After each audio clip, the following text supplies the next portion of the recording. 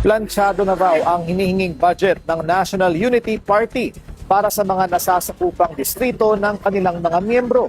Ilang araw yan matapos sabihin na di raw sila kontento sa pamumuno ni House Speaker Bo GD. Narito ang exclusive agenda report ni Isaiah Mirafuentes ng Abante. Matapos ang banta ng National Unity Party noong Lunes, nabibitaw na sila sa majority ng Kamara at lilipat sa minority dahil sa budget issue.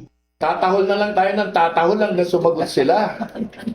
At matapos nilang ipahayag ang kanilang paninindigan na ebidensya ang magiging basehan nila sa impeachment ni VP Sara. Sinabi ngayong araw ni NUP Chairman Ronaldo Puno na halos ayos na ang budget ng mga miyembro nila. Sa kanyang mensahe sa Billionaire News Channel, sinabi niyang resolved na ang naging issue nila sa budget bago pa ang naging talumpati ng House Speaker kagabi. At nangyari daw ito dahil kay House Majority Leader Sandro Marcos. Bago kasi mag-adjourn ang sesyon ng Kamara, nanawagan si Speaker Bo GD sa DBM na iratsada na ang pagre-release ng pondo para sa mga proyekto ng gobyerno. Tumulong rin daw sa Executive Secretary Ralph Precto noong Martes.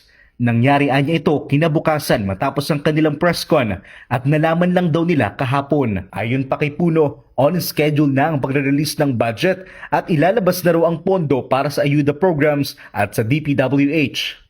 Narelease na rin daw ang pondo na dapat ilabas. Sa ngayon, nakikipag-usap na raw ang NUP kay Congressman Sandro para masolusyonan ang mga problema sa kanilang mga distrito.